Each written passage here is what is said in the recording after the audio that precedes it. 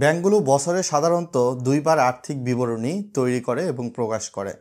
একটি হচ্ছে জুনে অর্ধবার্ষিকীতে এবং আরেকটি হচ্ছে ডিসেম্বরে অর্থাৎ বার্ষিকী।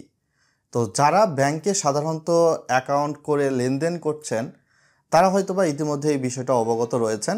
এবং আমরা যারা ব্যাংকে অ্যাকাউন্টধারী রয়েছি, বিশেষ করে সেভিংস অ্যাকাউন্টের যে গ্রাহকগুলো রয়েছি, এই অ্যাকাউন্টগুলোতেই সাধারণত স্থিতির উপর ভিত্তি করে গ্রাহকরা কিন্তু আমরা প্রত্যেক বছর দুইবার করে আমরা ব্যাংক অ্যাকাউন্টে রাখা টাকার উপর ভিত্তি করে কিন্তু লাভ পেয়ে থাকি। এটি সাধারণত সেভিংস অ্যাকাউন্টের কথা বলতেছি, এটি ডিপিএস বা এফডিআর এর কথা বলতেছি না। ডিপিএস বা এফডিআর এর হিসাবটা কিন্তু এটা সম্পূর্ণই ভিন্ন।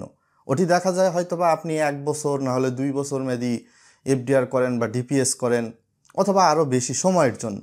আর যারা ব্যাংক অ্যাকাউন্টে ইন্টারেস্টটা পাবেন, এটা কিন্তু বিশেষ করে আপনারা হয়তোবা ডিসেম্বরের 15 তারিখ থেকে অলমোস্ট 30 তারিখের মধ্যে কিন্তু আপনাদের ইন্টারেস্ট বা লাভের টাকাটা কিন্তু যোগ হবে। তো আপনারা যারা ব্যাংক অ্যাকাউন্টের গ্রাহক রয়েছেন, দেশের 61টা ব্যাংকেই কিন্তু যাদের যেই ব্যাংকে অ্যাকাউন্ট রয়েছে, আপনি হয়তো বা 5 দিন 10 দিন বা 20 দিন যেই কয়দিনই আপনি লেনদেন করেন বা নিয়মিত লেনদেন করেন, বা বিদেশ থেকে যেই ব্যাংকের অ্যাকাউন্টে আপনার টাকা আসতেছে, এই অ্যাকাউন্টগুলোতে কিন্তু আপনারা ইন্টারেস্টটা পাবেন এবং এই ইন্টারেস্টটা কিন্তু আপনি আবার সঙ্গে সঙ্গে তুলে নিতে পারবেন। এই ক্ষেত্রে তেমন কোনো সমস্যা নেই, কেননা ব্যাংকে যখন আমরা টাকা রাখি, এই টাকার উপর ভিত্তি করে কিন্তু দেখা যায় যে ব্যাংক এক ধরনের চার্জ কাটে এবং প্রত্যেক বছরে 2বার করে কিন্তু আমাদের সেভিংস অ্যাকাউন্টে যেগুলোতে আমরা প্রাথমিকভাবে লেনদেন করি, এগুলোতে কিন্তু ইন্টারেস্ট প্রদান করে।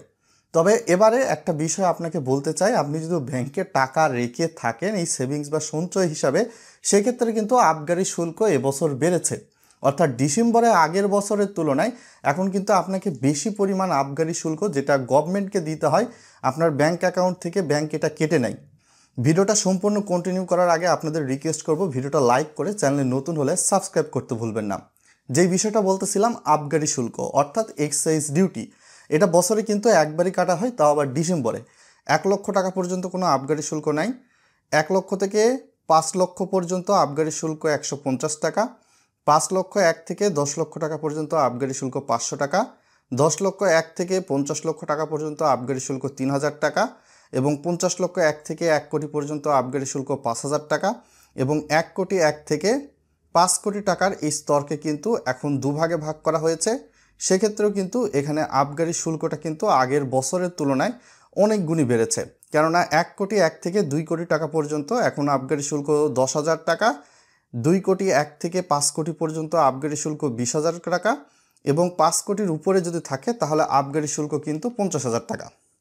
তো সাধারণত ব্যাংকে আমাদের যে স্থিতি থাকে, এই স্থিতির উপর ভিত্তি করেই কিন্তু এই আবগারি শুল্কটা যেমন কাটা হবে, ঠিক তেমনিভাবে আপনি ব্যাংকে হয়তো বা লাস্ট 6 মাসের মধ্যে 5 দিনের জন্য হয়তো বা 50,000 টাকা রেখেছেন, তো 5 দিনের আপনি কিন্তু ইন্টারেস্টটা পাবেন।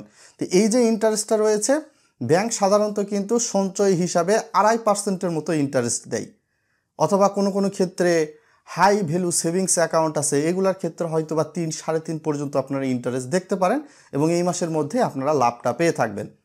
তো আজকে এখান থেকে ভিডিওটা শেষ করছি। সকলে ভালো থাকবেন, ধন্যবাদ।